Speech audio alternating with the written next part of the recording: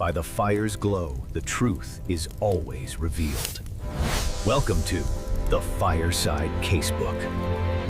The mist clung to the peaks of Sullivan like a wet woolen blanket, damp and suffocating. In the village of Lochdubh, the air tasted of peat smoke and salt, a combination that usually promised a day of productive idleness. Police Constable Hamish Macbeth was currently engaged in his favourite form of police work, pretending he didn't exist. He sat crouched by the banks of the river and his long, lanky frame hidden by a thicket of gorse. His shock of fiery red hair was tucked under a disreputable woolen bonnet, and his hazel eyes were fixed intently on the dark, swirling water. At his side, Lugs, a dog of uncertain vintage and even more uncertain parentage, sat with ears pricked. Lugs was a silent partner in Hamish's morning endeavour, which involved a fishing rod and a complete lack of a permit. "Steady now, Lugs," Hamish whispered, the soft lilt of his Sutherland accent barely rising above the ripple of the water. "If the water bailiff, Mr. Murray, catches us this morning, he'll have my badge for breakfast, and I'm quite fond of the badge. It keeps the real work at bay." A silver flash broke the surface. With the practised ease of a man who had spent more time poaching than patrolling, Hamish flicked his wrist. The salmon was a beauty, 10 pounds of muscle and scales. As he hauled it in, Hamish was already imagining it poached in milk with a side of buttery potatoes. It was a pleasant thought, the kind that made the damp chill of the Highlands feel like a warm embrace. Then the peace of the morning was shattered by a sound that didn't belong in Lochdubh, the aggressive, high-pitched whine of a high-performance engine.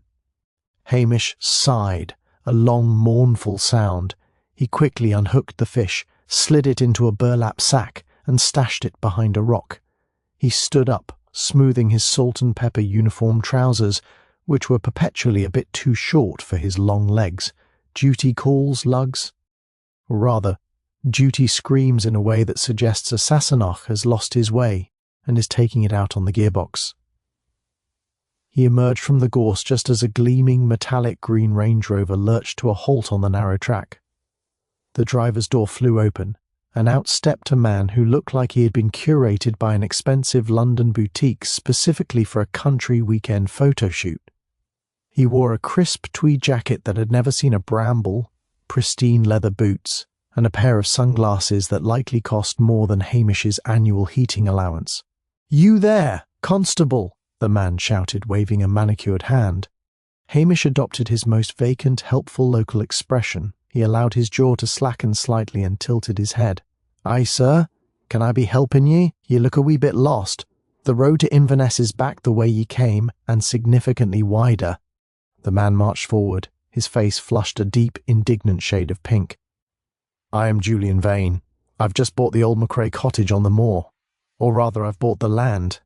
I intend to turn that hideous stone pile into a glass-fronted retreat for the modern mind. And I find the road, if you can call this sheep track a road, blocked by a no-entry sign that looks like it was painted by a drunk." Hamish scratched his head slowly. "Ah, the McCrae place. 'Tis a bit draughty for a modern mind, I'd wager, and the sign would be from Mr. Ferguson. He's got a bit of a temper when it comes to folk driving past his sheep during the lambing." "I don't care about Ferguson's sheep," Vane snapped. "I have a contractor arriving from London this afternoon. I expect the local constabulary to ensure my passage is unhindered. This village is charming, I suppose, in a primitive sort of way, but the lack of basic infrastructure is appalling.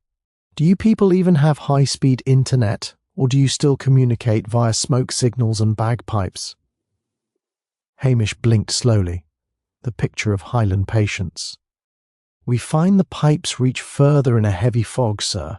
As for the internet, it's a bit temperamental, like the weather, and the sheep, and Mr. Ferguson. I'm not here for local colour, Constable," Vane sneered, looking Hamish up and down with obvious distaste. "I'm here to bring some much-needed capital and sophistication to this stagnant little puddle of a village. See that I'm not bothered by the peasantry." He turned on his heel, climbed back into his shiny tank, and roared off, spraying Hamish and Lugs with a fine mist of gravel and muddy water. Hamish wiped a spot of mud from his cheek. Sophistication, Lugs, did you hear that? We're stagnant. Lugs gave a low, pessimistic growl. Aye, Hamish agreed, looking toward the dark, brooding moor where the Macrae cottage sat in lonely isolation. He's the sort of man who thinks the world is his footstool, and in Lochdubh the world has a nasty habit of kicking back. Hamish walked back to the river to retrieve his salmon, but the appetite he'd had minutes ago was gone, replaced by a cold, prickling sensation at the back of his neck. Experience told him that men like Julian Vane didn't just bring money to the Highlands, they brought trouble. And trouble in Lochdubh usually ended with Hamish having to do a great deal more than just fish. The salmon had been perfect. Flaky, pale pink, and seasoned with nothing more than a pinch of salt, and the satisfaction of it being entirely illegal. Hamish Macbeth sat in his small kitchen, the peat fire in the hearth crackling with a lazy contentment that mirrored his own. Lugs lay stretched across the rug, twitching in his sleep, likely dreaming of chasing the very same fish Hamish had just consumed. Hamish was just reaching for the battered tin of coffee, the good stuff smuggled in by a cousin from Glasgow, when the peace of the afternoon didn't just break, it shattered like a cheap window pane. The blue police light atop his Land Rover didn't flash, but the telephone on the wall let out a shrill, demanding series of rings that suggested the caller was either on fire or in possession of some particularly juicy gossip. Hamish stared at the black handset with a look of profound betrayal. Maybe if we ignore it, Lugs, it'll think we've emigrated to Australia, Hamish murmured. The phone rang again and again, with a heavy sigh that seemed to carry the weight of the entire Grampian mountain range. Hamish stood up and lifted the receiver.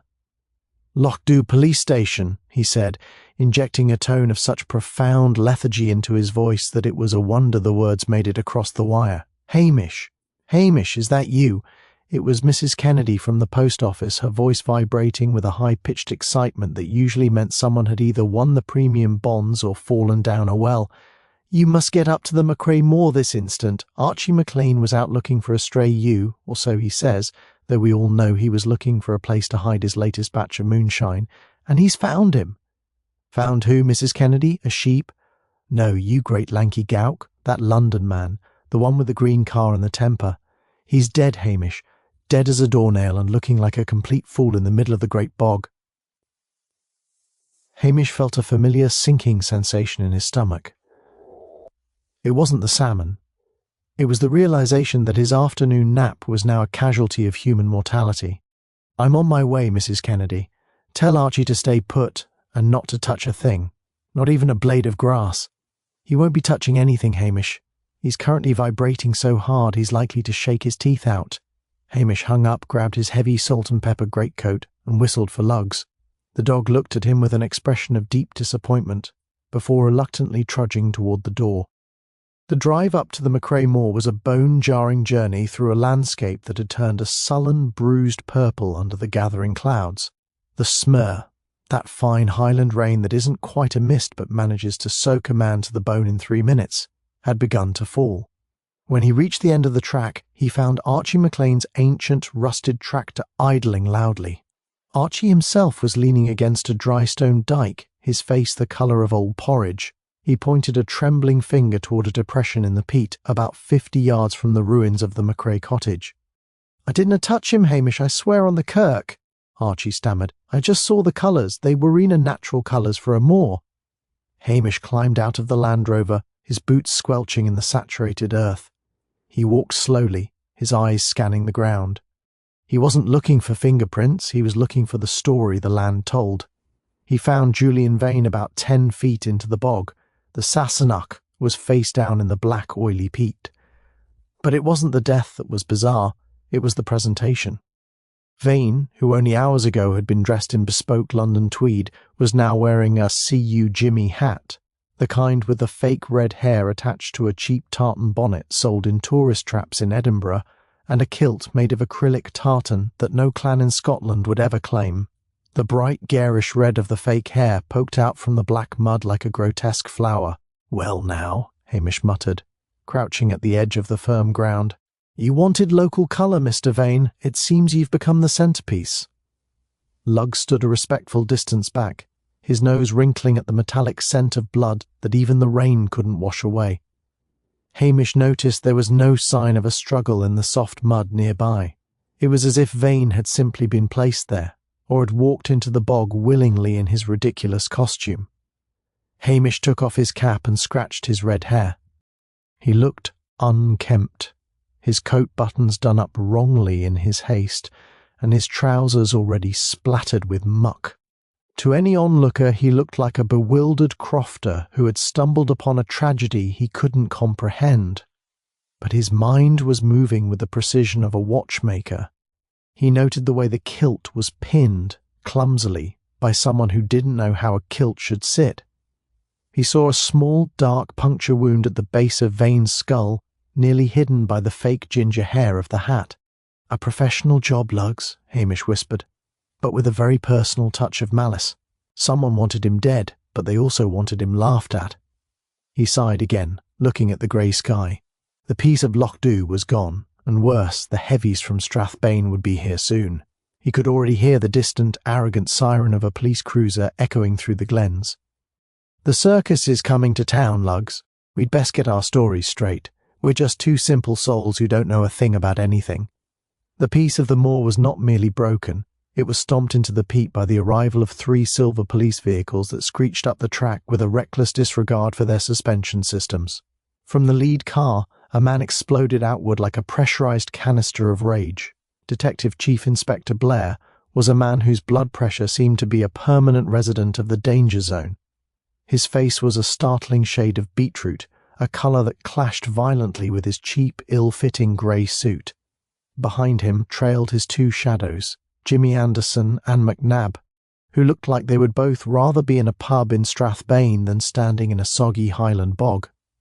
Blair marched toward Hamish, his shoes, shiny city brogues, immediately disappearing into a hidden pool of sludge with a wet, squelching plop. "Macbeth!" Blair bellowed, his voice echoing off the silent ancient rocks of the moor. "You useless red-haired streak of Highland misery! I might have known I'd find you standing around doing absolutely nothing, while a taxpayer lies dead in the dirt." Hamish touched the brim of his cap, his expression one of vacant, mild-mannered confusion. "Good afternoon to ye, sir. It's a bit of a damp one for the city shoes, I'm thinking." "Don't you think, Macbeth. It's a biological impossibility for you," Blair snarled, pulling his foot out of the mud with a sound like a giant's kiss. He looked down at the body of Julian Vane and recoiled. "What in the name of the Kirk is that? Is that a see you Jimmy hat? Is this some kind of sick joke you've cooked up to annoy me?" "I found him just like that, sir," Hamish said softly, his eyes cast down in a show of mock subservience. "Found by Archie McLean over there. He was looking for a—" "I don't care what that drunken turnip muncher was looking for," Blair interrupted, waving a hand toward the trembling Archie. He stomped closer to the body, his team following and effectively trampling over every footprint and bit of evidence Hamish had been carefully cataloguing in his mind. "Look at this. A Sassenach comes up here with money and the locals decide to play Braveheart with him. It's obvious. It's a hate crime. Xenophobia. The savage Highlanders versus the civilized Englishman." "The wound, sir," Hamish began, pointing toward the base of the skull. "It's a very clean puncture. Not the sort of thing a savage would do with a bottle of Buckfast, I'm thinking." "I told you to stop thinking," Blair roared, turning his fury back on Hamish. "It's a blunt force trauma followed by a mocking ritual. It's textbook. Anderson. Get the forensics team up here, if they haven't drowned in this godforsaken swamp yet. McNab, take that old drunk McLean down to the station. I want him sweated until he admits he killed the Englishman for his Range Rover." "But, sir," Hamish said, his voice a low, melodic drawl that seemed to infuriate Blair even more. "Archie can barely drive his tractor, and he's got a heart that flutters like a trapped sparrow. He wouldn't have the strength to pin a kilt on a man, let alone. He's a local, he's poor, and he was at the scene. That's a motive, a means, and an opportunity in my book." Blair slammed a fist into his palm. "You, Macbeth, are sidelined. I want you out of my sight. Go and count some sheep, or go back to your station and make sure nobody steals the stationery. This is a real investigation now. We'll have this solved by dinner, and I'll be back in Strathbane away from the smell of wet wool and your incompetence." Hamish watched as Blair's team began to clumsily handle the body, their heavy-handedness likely destroying any chance of a clean autopsy report regarding the angle of the puncture. He saw Anderson drop a cigarette butt near the body, and McNab roughly shove Archie McLean toward the cars. "Aye, sir," Hamish said, his face a mask of dull acceptance. "I'll just be getting lugs out of your way then. We wouldn't want to be interfering with such high-level police work." Inside, however, Hamish was boiling. He knew Archie hadn't done it.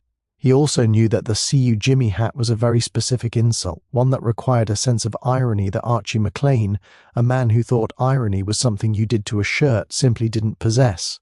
As Blair continued to bark orders, his face getting redder with every passing second, Hamish whistled for lugs. He turned his back on the crime scene, looking instead toward the village of Lochdubh nestled in the distance. Blair would focus on the obvious, the loud, and the local. He would bully the easy targets and ignore the subtle shift in the village's atmosphere, which was exactly what Hamish needed. As long as Blair thought Hamish was a useless peasant, Hamish was free to move through the shadows of the village, listening to the whispers that never reached the ears of a man who spent his time shouting. "Come on, lugs," Hamish whispered as they reached the Land Rover. "Let's go see what the village has to say about the death of a man who wanted to turn the moor into glass. I suspect the tea will be particularly strong this afternoon." He drove away slowly, the image of Julian Vane in his ridiculous ginger wig burned into his mind.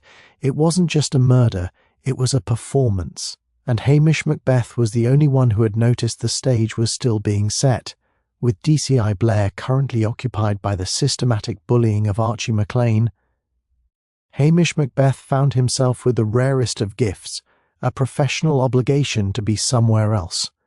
He parked the Land Rover near the village square, where the grey stone cottages of Lochdubh huddled together as if for warmth against the encroaching Atlantic damp.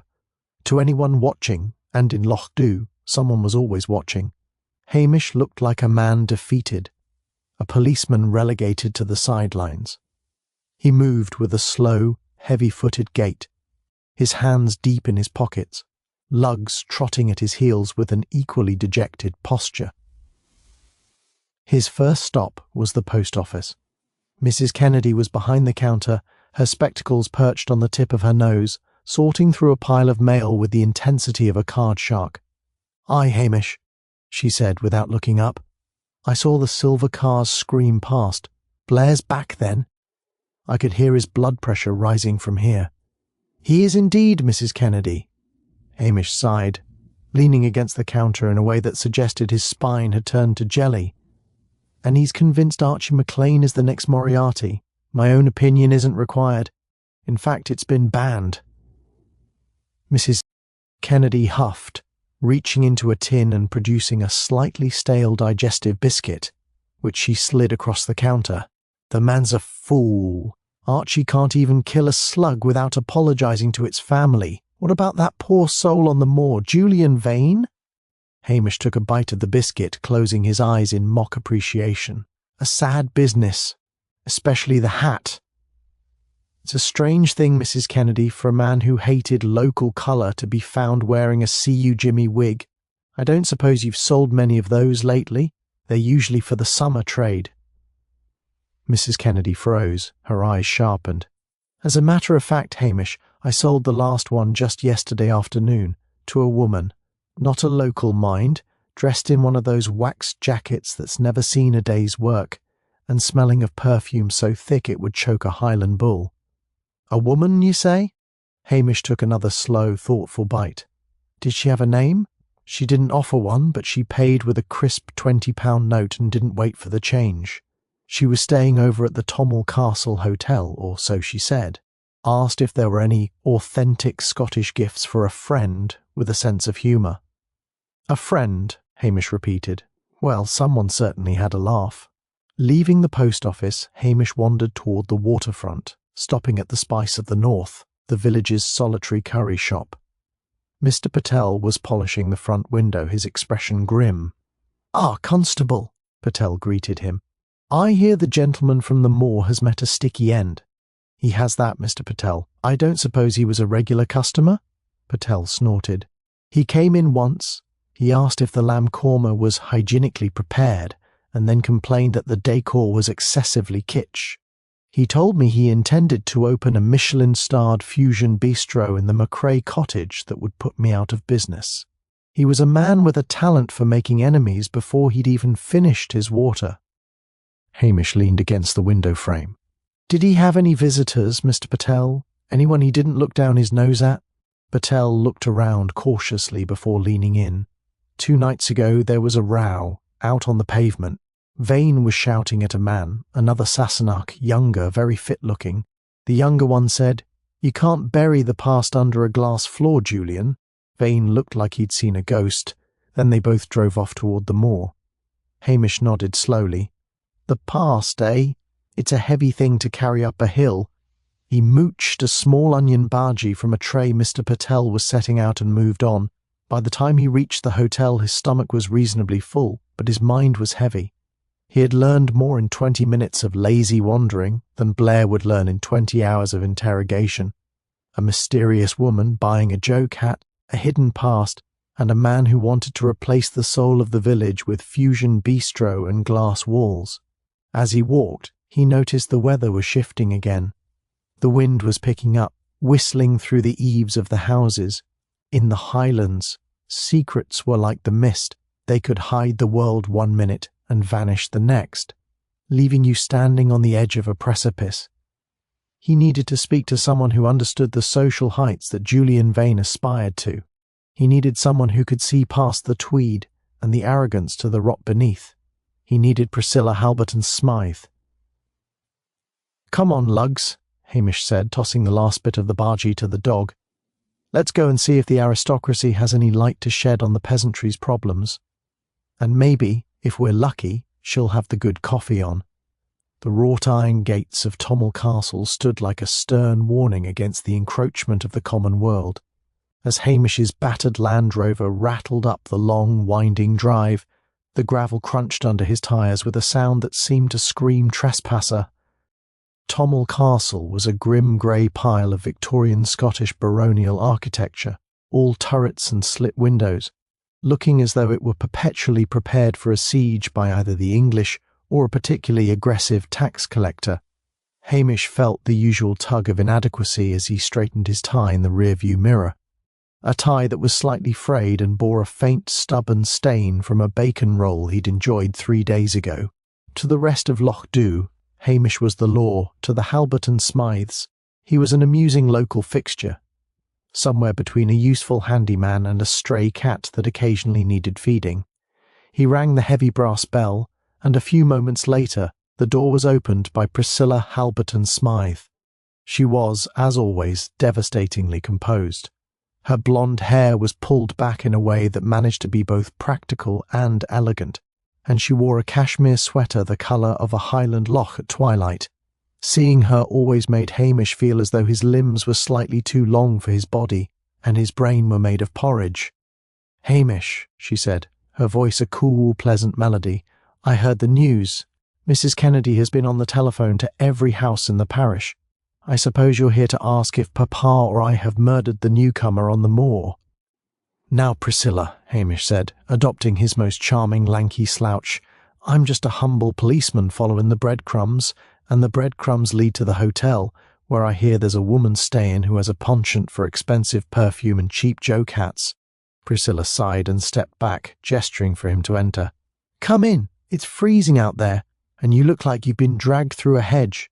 Lugs can stay in the mudroom. The Colonel is in a foul mood about his prize roses and wouldn't appreciate a dog of diverse heritage near the rugs." Hamish followed her into the drawing-room, where a real fire roared in the grate, a luxury compared to his own modest peat burner. He sank into a wing-back chair that was likely older than the Scottish Enlightenment. "Julian Vane," Priscilla began, pouring him a cup of coffee that smelled like heaven and tasted like a promotion. He wasn't well liked, Hamish, not even by his own kind. He was new money, and he wore it like a neon sign. He spent the last week trying to charm Papa into joining some exclusive Highland syndicate, to develop the Moor into a luxury spa. Papa told him he'd rather turn the castle into a bowling alley. So he had no friends? Hamish asked, blowing on his coffee. He had associates and enemies, but there was a woman at the hotel last night. She called herself Mrs. Montgomery, but she didn't look like a Mrs. Montgomery. She looked like someone who had spent 20 years in the London theatre scene trying to look 30. Hamish leaned forward, his hazel eyes sharpening. Mrs. Kennedy mentioned her. She bought the See You Jimmy hat. Did you speak to her? Briefly in the lounge, Priscilla said, her brow furrowing slightly. She was asking very pointed questions about the McRae cottage, specifically about the foundations. She seemed to think Vane was looking for something hidden in the stone, not just building a retreat for the modern mind. She mentioned something about the spoils of the city being buried in the damp. Spoils? Hamish repeated. That's a grand word for a man who sells glass houses. She was bitter, Hamish. She said Julian Vane had a habit of forgetting the people who helped him climb the ladder, and she mentioned a name, Sloane. She said, Julian thinks he's safe in the mist, but Sloane always finds the way. Sloane, Hamish mused. That wouldn't be the fit. Young man Mr. Patel saw shouting at Vane on the pavement, I wonder. Priscilla looked at him, her expression a mix of affection and exasperation. You already know half of it, don't you? While DCI Blair is shouting at poor Archie MacLean, you're piecing together a London soap opera in our backyard. I just listen, Priscilla. It's less tiring than shouting. Well, listen to this, she said, leaning in closer, the scent of her perfume momentarily making Hamish forget why he was there. Vane wasn't just an architect. Before he moved north, he was a witness in a very high-profile embezzlement case in the city. Several £1 million went missing. Vane walked away clean, but his partners didn't. One of them died in prison. The other was never found. Hamish set his cup down. The dark undercurrent of the case was starting to pull at the surface. The See You Jimmy hat wasn't just a joke, it was a label. The fake Scotsman. Someone knew Vane was hiding behind a new identity in a new land, and they wanted the world to see him as the fraud he was. Thank ye, Priscilla, Hamish said, standing up. You have a way of seeing the sharp edges of things that I miss. Just be careful, Hamish, she warned, walking him to the door. Blair is looking for a scapegoat, and if you find the real killer, he'll never forgive you for making him look foolish. He doesn't need my help for that, Priscilla, Hamish grinned. He stepped back out into the rain, feeling the cold air hit his face. The social dynamics of the upper class had provided the motive, but it was the petty human bitterness of a forgotten woman and a man named Sloane that held the key. Now, he just had to find them before Blair arrested half the village. The Lochdubh police station, usually a sanctuary of silence and the gentle ticking of a grandfather clock, had been transformed into a theatre of the absurd. DCI Blair was pacing the small flagstone floor, his face now a shade of purple that suggested a looming medical emergency. It's open and shut, Macbeth, Blair bellowed, slamming a meaty hand onto Hamish's desk, sending a half-eaten custard cream flying. We found a bottle of illicit hooch in the back of McLean's tractor, and better yet, we found a scrap of that cheap acrylic tartan caught in his fingernails. The old drunkard got into a row with the Englishman over trespassing, killed him in a fit of peasant rage, and then dressed him up to mock him. It's classic Highland thuggery. Archie MacLean was slumped in a hard wooden chair in the corner, looking like a man who had already accepted his fate at the end of a rope. I didn't do it, Hamish, he whimpered, his voice cracking. I found the man like that. I was just checking if the kilt was real wool. Quiet, you, Blair barked. Anderson, get the charging papers ready. We'll have him in the cells in Strathbane by nightfall. Hamish stood by the window, appearing to be deeply fascinated by a moth fluttering against the glass. He looked unkempt, his red hair wild from the wind, his uniform jacket missing a button he'd lost while mooching through a hedge earlier. To Blair, he looked like the epitome of rural failure. Excuse me, sir, Hamish said, his voice a soft, apologetic drawl, but there's a wee problem with the theory. A very small, very metal problem. Blair spun around, his eyes narrowed.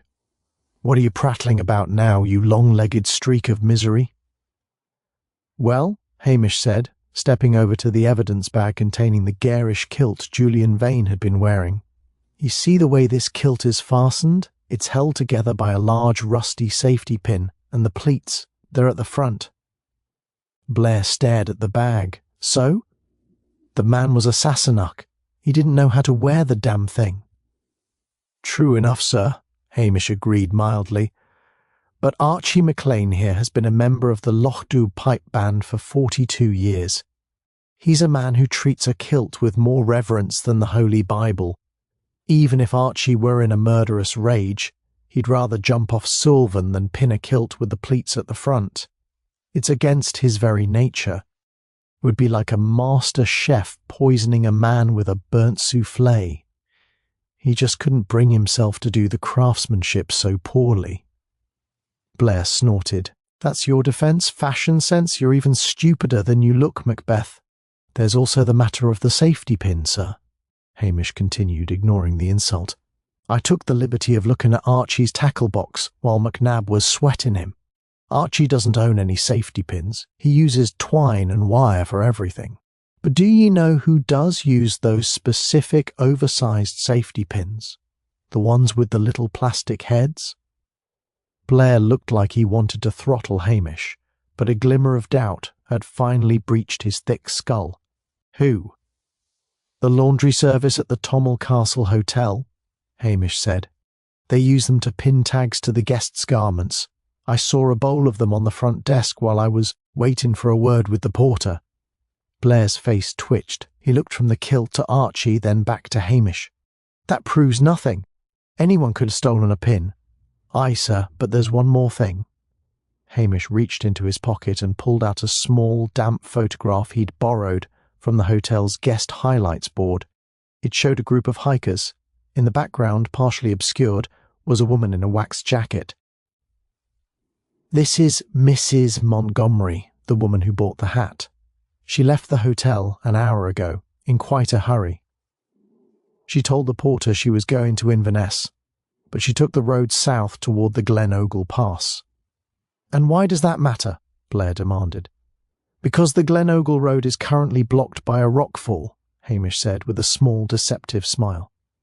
The only way out now is the old coast road, which passes right by the police station. If we were to, say, stand outside for a minute, we might see her shiny silver Audi come crawling past. Blair didn't wait. He shoved Hamish aside and ran for the door, Anderson and McNab scrambling after him. Hamish stayed behind for a moment, patting Archie on the shoulder. Go home, Archie, and for heaven's sake hide that moonshine better. Blair's got a nose for it. As Hamish stepped out onto the gravel, the roar of a high-end engine filled the air. A silver Audi was indeed picking its way cautiously through the village. Blair, eager to salvage his ego, stood in the middle of the road, waving his arms like a deranged windmill. The car screeched to a halt. Hamish watched from the shadows of the doorway. He knew the woman in the car wasn't the killer. She was too obvious, too panicked. She was the "See You Jimmy" hat, the distraction, the mockery. The real killer wouldn't be fleeing in a silver Audi. The real killer was someone who knew the Moor, someone who knew Julian Vane's secrets, and someone who was currently watching DCI Blair make yet another loud public mistake. "The red herring is caught, Lugs," Hamish whispered to the dog at his heels. "Now we just have to find the shark hiding in the kelp." The air in the Lochdubh police station was thick with the scent of damp wool, cheap cigars, and DCI Blair's mounting frustration. Outside, the silver Audi sat abandoned at the curb, its driver, the woman Priscilla had identified as Mrs. Montgomery, currently being subjected to a linguistic flaying in the interview room. Hamish Macbeth, however, was not in the interview room. He was in the tiny back kitchen, ostensibly making a pot of tea for the city experts, but in reality he was staring at a map of the Macrae Moor. Lugg sat by his feet, watching the kettle with a soulful intensity. "It's too loud, Lugs," Hamish whispered, the steam from the kettle dampening his fringe. "Blair is making a grand opera out of a street ballad. He's got the woman, Diane, and he thinks he's got the killer. She bought the hat, she had the motive of a woman scorned and a brother dead in prison. It fits like a glove. He poured the boiling water into the pot, the earthy scent of tea filling the cramped space. But gloves can be left behind on purpose. Diane didn't kill him. She found him. She went up there to confront him, found him stone cold in the peat, and in a fit of grief and bitter Highland irony, she put that ridiculous hat on him, a final thank you for the life he ruined. But she didn't have the stomach for a puncture wound to the brainstem. That takes a different kind of coldness. Hamish carried the tray into the main office just as Blair stomped out of the interview room, looking triumphant. She's cracking, Macbeth. She's admitted to being at the Moor. She's admitted to buying the hat. I'll have a confession before the pubs close. Hamish set the tray down with a deliberate slow grace. And did she admit to the murder, sir, or just the millinery? Blair's face darkened. Don't be a smart aleck. The murder is implied. She hated the man. He let her brother rot in a London cell while he swanned about with embezzled millions. She followed him here for revenge. Aye, Hamish said, leaning against the door frame and looking out toward the dark hills. But if I were a woman looking for revenge, and I had millions of pounds at stake, I wouldn't just dress the man up like a tourist. I'd be looking for the money. And Diane? She's broke, sir. Her handbag was full of maxed-out credit cards and a bus ticket back to Glasgow. If she'd found the spoils of the city that Priscilla mentioned, she wouldn't be fleeing in a panicked Audi. She'd be on a private jet to the Caymans. Blair paused, a biscuit halfway to his mouth. The money? Vane didn't have any money on him, just a fancy watch. Exactly, Hamish said. Julian Vane wasn't just building a retreat for the modern mind. He was building a vault. That glass floor he wanted? It wasn't for the view of the heather. It was to keep an eye on what was buried beneath the flagstones. He moved to the most isolated place in Scotland to dig a hole for the millions that were never recovered from that London heist. Hamish walked over to the desk and picked up a small, mud-caked surveyor's stake he'd retrieved from the moor earlier. Vane was an architect, sir, but he wasn't a builder. He needed help, professional help.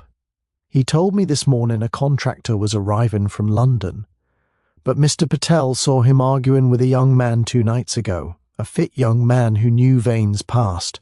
Sloane, Blair muttered, remembering the name from the briefing. The missing partner. Not Sloane, Hamish corrected softly. Sloane would be 50 by now. No, the man Mr. Patel saw was younger, much younger, and he wasn't a contractor from London. He's been here for 3 weeks, sir, staying in a tent by the loch and working as a casual labourer for the Macrae estate. Everyone ignored him because he looked like just another backpacker trying to find himself. Hamish's eyes grew hard. It wasn't about the millions, sir. Not entirely. It was about a man who promised a young lad's father that he'd look after the family, then left them to starve while he hid the loot in a Highland bog. It's about petty human betrayal. The contractor didn't come to build a house. He came to collect a debt that was 20 years overdue. And where is this backpacker now? Blair demanded, reaching for his coat. He's not running, sir, Hamish said, a small sad smile playing on his lips. That's the mistake Diane made. She ran. But the killer, he's still out there. He's waiting for the mist to get thick enough to finish what he started. He hasn't found the money yet. Vane died without telling him exactly which stone it was under. Hamish looked at the clock. The Highland night was closing in, and the mist was beginning to crawl over the window sills like a ghost. I think it's time I went for a walk, sir, alone. If the lad sees a fleet of silver cars, he'll vanish into the heather and will never find the body, let alone the banknotes. But a lazy policeman walking his dog? He won't even see me coming until I'm standing on his toes. You? Blair laughed, though it lacked its usual bite. You couldn't catch a cold, Macbeth. Probably not, sir, Hamish agreed, whistling for lugs. But I know where the Macraes used to hide their whiskey, and it's the exact same spot Julian Vane chose for his vault. It's a very small world, Lochdubh, if you just know where to sit and wait. The fog had transitioned from a damp nuisance into a thick white wall that the locals called the K-Leech's breath. It swirled around the ruins of the McRae cottage, erasing the horizon and turning the world into a claustrophobic circle of grey stone and black peat. It was the kind of night where the silence didn't feel peaceful. It felt like it was holding its breath. Hamish Macbeth did not look like a man on a mission. He looked like a man who had lost his way and was making a very poor job of finding it. He was back on the moor, but he had left the Land Rover a mile down the track. He carried a heavy, ancient-looking lantern that flickered with a weak, yellowish light, and a rusted spade he'd borrowed from Archie McLean's shed. Lugs followed close at his heels, his tail tucked low. The dog knew this wasn't a standard patrol. Hamish stopped near the edge of the foundation where Julian Vane had planned his glass sanctuary. He began to pace, exaggerating his movements, stopping occasionally to poke at the earth with the spade.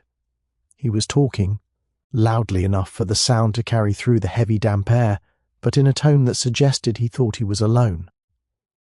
"Aye, Lugs," Hamish said, his voice a melodic, conversational drawl. "It's a terrible thing, the greed of men. Julian Vane thought he was so clever, hiding it right under the nose of the village. But he didn't count on the old McRae blueprints. He didn't know about the dry stone chamber mentioned in the 1920 survey." He paused, leaning on the spade and lighting a cigarette, the flare of the match illuminating his sharp features for a fleeting second. "DCI Blair thinks he's got the killer in that London woman," Hamish continued, blowing a cloud of smoke into the mist. "He's probably back in the hotel now, ordering a double whiskey and dreaming of his promotion. He doesn't know what I found in Vane's pocket before the forensics boys arrived. A wee bit of paper, Lugs. A map that doesn't lead to a glass house, but to a very specific hollow beneath the northeast cornerstone. From the darkness beyond the lantern's glow, there was the faintest sound, the scrape of a boot on a rock. It was a sound so slight that even Lugs only responded with a subtle twitch of his ears. Hamish didn't turn. He simply moved the lantern a few inches to the left, casting a long, distorted shadow across the construction site. "The trouble is," Hamish sighed, "if I tell Blair, the Crown will seize the lot. Millions of pounds, Lugs. Enough to buy a fleet of Land Rovers and never have to answer a telephone again. And why should the government have it? It's spoils of the city, as the lady said. It belongs to whoever has the wit to find it in the dark." Hamish knelt by a large flat stone that had been partially unearthed by Vane's contractors. He began to scrape at the mud with his spade, the metallic clink-clink echoing sharply in the silence. "Almost there," he muttered, loud enough to be heard by someone lurking 10 yards away. Julian was an architect, but he was a fool. He put the marker on the wrong side of the stone. He forgot that the moor shifts. He stood up, appearing to wipe sweat from his brow. "I'll need the heavy crowbar from the truck, Lugs. Stay here and guard the treasure. If any ghosts come calling, give 'em a nip." Hamish turned and began to walk away into the fog, his lantern swinging rhythmically. He moved slowly, his footsteps heavy and rhythmic. But as soon as he was 30 yards away, hidden by a thicket of gorse and the impenetrable white veil of the mist, the lazy policeman vanished. He moved with the silent, predatory grace of a Highland stalker. He doused the lantern, plunging himself into total darkness. He didn't need the light, he knew every dip and hollow of the McRae land by heart. He circled back, staying downwind, his hand resting on the heavy wooden truncheon at his belt. Back at the stone, the silence lasted for exactly 60 seconds. Then a shape emerged from the fog. It wasn't a ghost, but a young man in a dark, high-performance waterproof jacket. He moved with a desperate, frantic energy. He was the casual labourer, the boy Mr. Patel had seen, but the backpacker persona had been stripped away. In the gloom, his face was a mask of cold, focused greed. He dropped to his knees by the stone Hamish had been scraping. He didn't have a spade. He used a long, wicked-looking serrated knife to dig into the black earth. "Where is it?" the boy hissed, his voice cracking with a mixture of rage and exhaustion. "You old fraud, where did you put it?" He was so focused on the mud, so certain that the stupid policeman had gone to get tools, that he didn't hear the soft squelch of a boot behind him. He didn't see the tall, lanky shadow that now loomed over him like a vengeful spirit of the moor. Hamish Macbeth stood perfectly still, his hazel eyes cold and unforgiving. The trap had worked. The stupid policeman had provided the one thing the killer couldn't resist, a shortcut to the loot Julian Vane had died protecting. The sound of the serrated knife rasping against the cold Highland stone was the only thing that broke the oppressive silence of the moor. The young man, whom Hamish now knew as the vengeful ghost of a forgotten crime, was breathing in ragged, desperate gulps. He was close, or so he thought. He was digging for a fortune that existed only in the carefully crafted lies Hamish had whispered into the fog. "It's a long way to dig for disappointment, lad," Hamish said softly. The young man didn't just jump. He seemed to explode upward, spinning around with the knife held low and wicked. His eyes, rimmed with the red exhaustion of a man who hadn't slept in days, darted frantically through the white gloom. He saw Hamish, a tall, silent sentinel, leaning against a nearby standing stone, looking as relaxed as if he were waiting for a bus. "You!" the boy spat, his voice trembling. "Where is it? You said it was under the cornerstone. I heard you. I say a lot of things to the mist, lad." "It's a lonely life being a copper in Lochdubh," Hamish replied, his hands still deep in his pockets. He didn't move an inch, yet he seemed to occupy the entire space. "There's no money there. Julian Vane was many things, a thief, a liar, and a man who'd sell his own mother for a better view. But he wasn't stupid. He didn't bury his millions in a hole in the ground where any crofter with a spade could find it. He laundered it into the very stone and glass of the retreat. He was his own bank." The boy's face contorted. The realization that the prize was gone, that his father's legacy was nothing but architectural drawings and debt, seemed to snap the last thread of his sanity. "He killed my father," the boy screamed, the sound swallowed by the fog almost as soon as it left his throat. "He let him take the fall. He promised us we'd be taken care of, and then he vanished. I found him. I tracked him for 3 years. I was going to take it all. I deserved it." "Maybe ye did," Hamish said, his voice dropping an octave, losing its deceptive lilt. "But Julian Vane didn't deserve to die with a needle in his brain, dressed up like a pantomime character. That was a cruel touch, even for a son looking for justice." "I'll kill you too," the boy whispered, the madness finally settling into a cold, hard stare. "You're just a peasant in a uniform. Nobody will hear you out here." He lunged.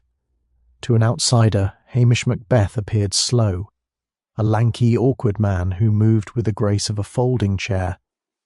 But the Highlands breed a different kind of strength, one born of walking miles through peat bogs and hauling sheep out of ravines. As the boy charged with the serrated knife, Hamish didn't retreat. He stepped into the attack.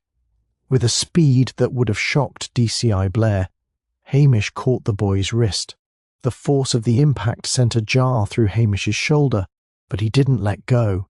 He twisted, using the boy's own momentum against him. The two men crashed into the saturated earth, a tangle of limbs and wet wool.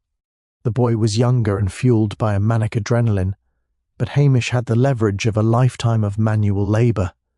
They rolled through the black mud, the knife flashing dangerously close to Hamish's neck. Lugs, usually a pacifist by nature, decided the time for neutrality had passed. With a fierce, guttural growl, the dog lunged forward, snapping at the boy's trailing leg. It wasn't a deep bite, but it was enough of a distraction. Hamish jammed his knee into the boy's chest, pinning him to the earth. He grabbed the boy's hair with one hand and slammed his knife arm against a protruding root until the serrated blade slipped from his numbing fingers. "Enough!" Hamish roared, the sound vibrating through the boy's ribcage. The boy struggled for a moment more, then suddenly went limp. the fight draining out of him as quickly as it had arrived. He began to sob, harsh, ugly sounds that echoed the bitterness of his wasted years. Hamish sat back on his haunches, his uniform ruined, his face smeared with peat and a thin line of blood where a briar had caught him. He reached into his pocket and pulled out a pair of heavy steel handcuffs. "Ye had a choice, lad," Hamish said, clicking the metal shut around the boy's wrists. "You could have gone to the police. You could have had the law bring Julian Vane to account for what he did to your father. But ye chose the Moor, and the Moor always keeps what's buried." He stood up, his bones aching, and looked toward the distant, muffled sound of a siren. Blair had finally realized Hamish was gone and was likely charging up the hill with a fleet of cars and a prepared speech for the press. Hamish looked down at his ruined jacket and the missing button.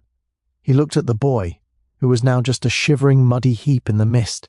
"It's a messy business, Lugs," Hamish sighed, wiping the blood from his cheek with a muddy sleeve. "A very messy business indeed, and the worst of it is, I've missed my tea." He began the long, slow walk back toward the road, towing the killer of Julian Vane behind him. He didn't look like a hero.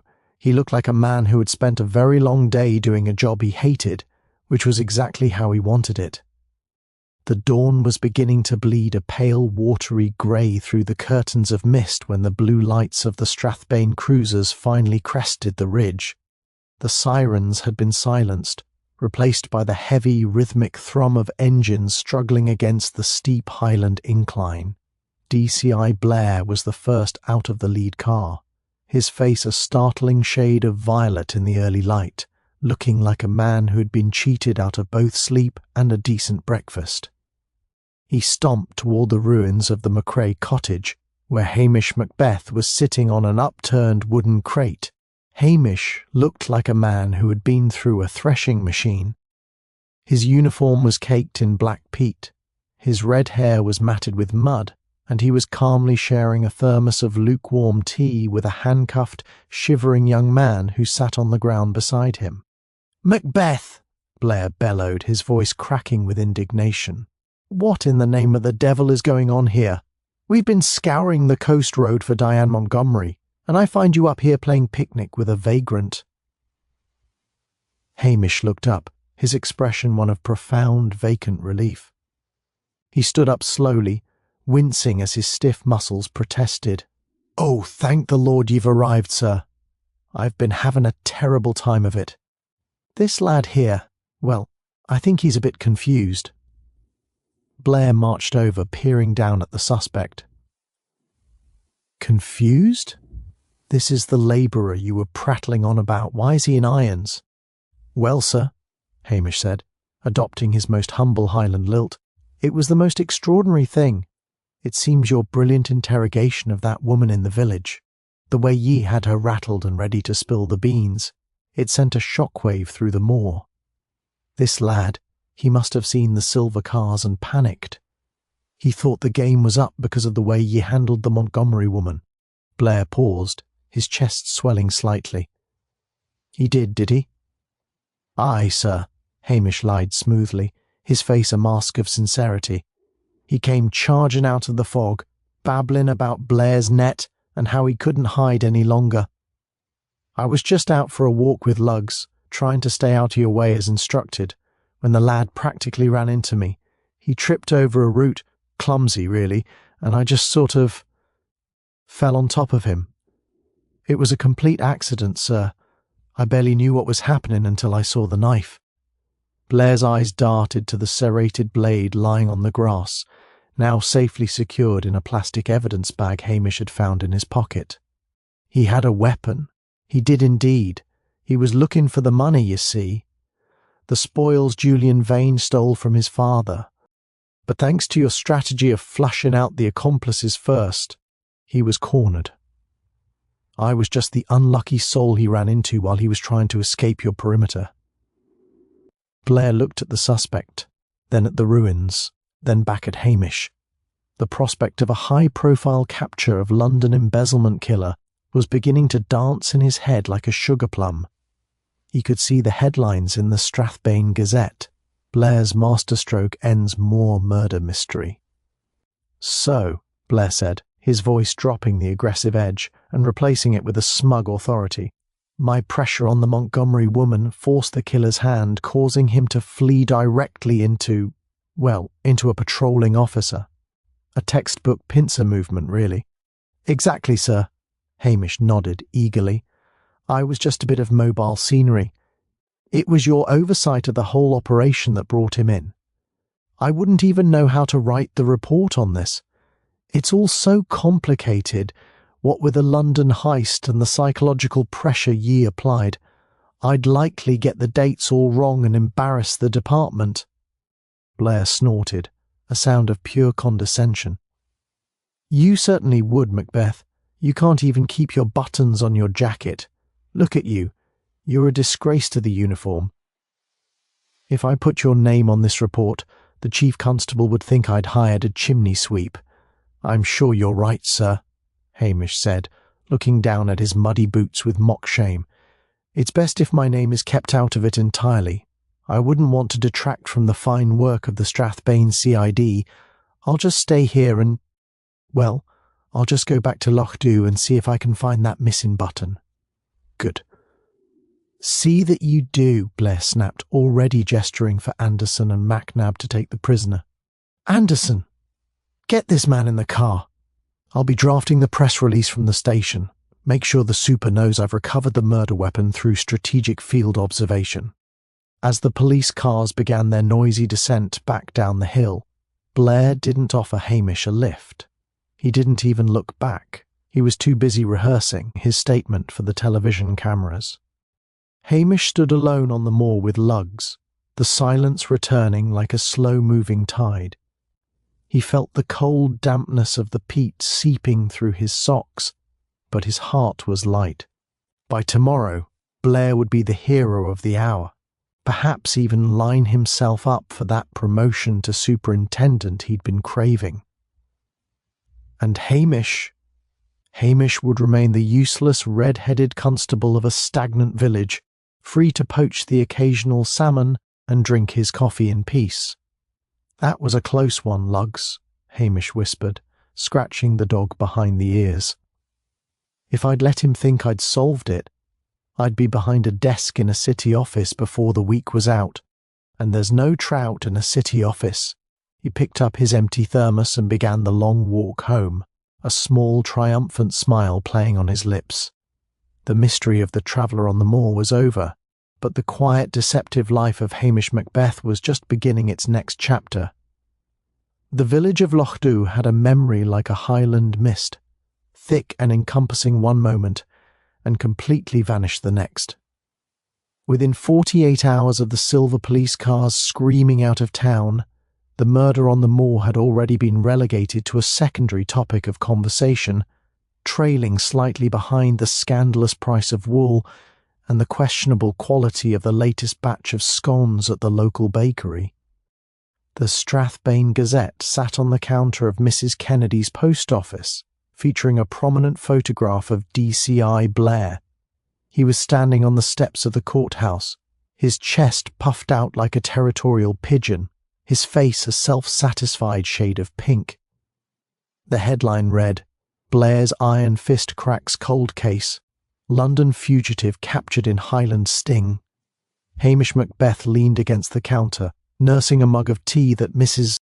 Kennedy had provided with a knowing maternal wink. I see the hero of the Highlands has been at it again, Hamish, she said, tapping the newspaper with a flour-dusted finger. It's a miracle the man can walk straight with the weight of all those medals he's pinned on himself. Aye, Hamish sighed, his voice a contented drawl. He's a very brave man, is Mr. Blair. To think he managed to coordinate a pincer movement while staying so close to the hotel's breakfast buffet. It's a gift, Mrs. Kennedy, a rare gift. And you, I suppose, were just a bystander, just a tall, red-haired piece of the scenery. Hamish looked at his reflection in the glass of the sweet shop jars. He had managed to sew the missing button back onto his jacket, albeit with a thread that didn't quite match, and the peat mud had finally been scrubbed from his boots. "I was just out for a bit of fresh air, Mrs. Kennedy. You know how I enjoy the moor in a heavy fog. It's good for the soul." "And bad for the knees," she countered. "I hear the McCrae cottage has been put up for sale again. The retreat for the modern mind is looking for a new visionary, one who doesn't have quite so many skeletons in his closet." Hamish nodded. "It'll stay empty for a while, I'm thinking.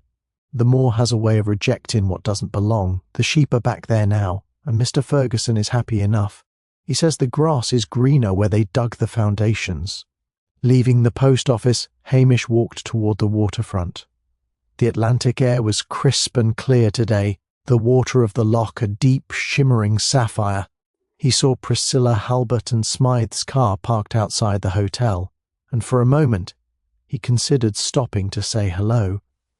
But he saw her through the window, talking animatedly to a group of well-dressed visitors from Edinburgh, and he felt the familiar, comfortable distance between their worlds. Priscilla belonged to the castles and the high society drama. Hamish belonged to the salt and the peat. He returned to the police station, his home, his sanctuary. The small stone building felt warmer than usual. He whistled for Luggs, who was already curled up in his favourite spot by the stove, his tail thumping rhythmically against the floorboards. Hamish moved to the kitchen and began the ritual that marked the true end of every case. He ground a handful of coffee beans, the rich, dark aroma filling the room and chasing away the last lingering scent of the moor's dampness. He placed his favourite heavy pot on the stove, filled it with a thick, hearty stew made from root vegetables and a bit of mutton he'd traded for a favour last week. He sat in his worn armchair, the one with the springs that groaned in a friendly way, and picked up a book by Carl Jung that he'd been meaning to finish. The world outside might be full of ambitious men like Julian Vane, vengeful sons like the boy in the mud, and loud, angry commanders like Blair, but inside the Lochdubh station, the clock ticked with a slow, unhurried precision. The sun began to dip behind the peaks of Sullivan, casting long, golden shadows across the floor. Hamish looked at the empty space on his wall where a commendation might have hung, had he been a different kind of man. He didn't want the paper. He didn't want the promotion. He had his dog, he had his coffee, and he had the quiet knowledge that justice had been served in a way the law books didn't always understand. He had listened to the silence, and the silence had told him the truth. "Well, Luggs," Hamish murmured, closing his eyes as the scent of the stew began to intensify. "The world is at peace again, for at least another week. And if we're lucky, the next one who dies will have the decency to do it in Strathbane." Luggs let out a long, contented sigh, and the constable of Lochdubh followed suit, drifting into a well-earned nap while the Highlands turned to a deep, protective purple outside his window. A week had passed since DCI Blair had triumphantly hauled the Sloane's legacy killer away from the moor. The Highland weather, as if sensing the departure of the city-bred chaos, had settled into a period of crystalline stillness. The air was cold enough to pinch the lungs, but the sun shone with a brilliance that made the frost on the gorse bushes sparkle like diamonds. Hamish Macbeth was currently engaged in the most strenuous part of his post-investigation routine, deep contemplation of a cobweb in the corner of his office. He was sprawled in his swivel chair, his long legs propped up on the desk, a half-empty mug of coffee cooling beside him. Luggs lay at his feet, snoring with a rhythmic intensity that suggested the dog was chasing a particularly large rabbit through the heather. The peace was interrupted by the chime of the station door. Hamish didn't jump. He merely tilted his head back until he could see the newcomer upside down. It was Priscilla Halberton Smythe. "You look like a man who has successfully avoided responsibility for several days, Hamish," she said, stepping into the room. She was dressed in a tailored navy coat, looking every bit the heiress to the Tommel Castle estate. Hamish righted himself, offering her a sheepish grin. "It's a specialised skill, Priscilla, one that takes years of practice. Can I offer ye a coffee? It's fresh-ish. No, thank you. I've just come from the hotel. There's a rumour going around that DCI Blair is being considered for a Queen's Police Medal for his bravery on the moor. She sat on the edge of the visitor's chair, watching him closely. How does it feel to be the ghost in the machine, Hamish? To watch another man take the laurels for your bruises? Hamish shrugged, his eyes wandering to the window. Blair needs the medals, Priscilla. They're like armour for a man who's terrified of looking small. Me? I like looking small. Small men are rarely asked to lead committees or attend galas in Edinburgh. Small men are left to their own devices. And the boy? She asked softly. Young Sloane? He'll be tried in the south, Hamish said, his tone turning sombre. The law will see a murderer, and they won't be wrong. But I sent a private letter to his defence counsel. I mentioned the state of Julian Vane's finances and the history of the London heist. Perhaps they'll find enough mitigating circumstances to keep him from spending his whole life behind bars. He was a lad poisoned by a ghost, Priscilla. That's a heavy burden for a young heart. They sat in silence for a moment, the only sound the ticking of the grandfather clock. Priscilla eventually stood up, smoothing her coat. Papa is hosting a dinner for the new owners of the McRae land next week, a quiet couple from Perth who want to raise Highland cattle and leave the scenery alone. You should come, Hamish. There will be no glass floors and no fusion bistros. Hamish smiled. I'll see how the salmon are running, Priscilla, but thank ye. As she left, the station returned to its preferred state of lethargy. Hamish stood up and walked to the window, watching her car disappear down the road. He felt a familiar pull, a desire to be part of that world of warmth and easy elegance, but it was always eclipsed by the comfort of his own solitude. He walked into the kitchen and began to prepare his dinner. He had a small leg of lamb that had been gifted to him by Mr. Ferguson as a thank you for keeping the Sassenach madness away from his flock. As he seasoned the meat, he thought about the warm clues that had led him to the killer. It wasn't about high-tech forensics or grand gestures.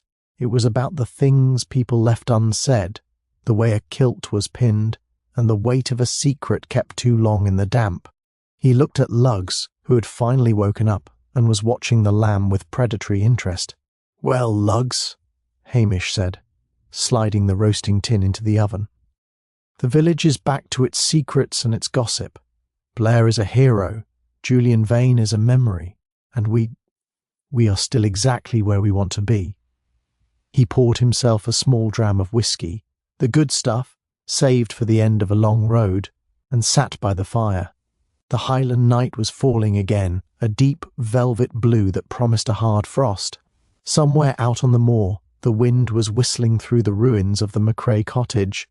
But in Lochdubh, the lights were flicking on one by one, and the peace of the Highlands was restored. Hamish Macbeth, the smartest man in the room and the laziest policeman in the county, took a slow sip of his drink and smiled into the embers.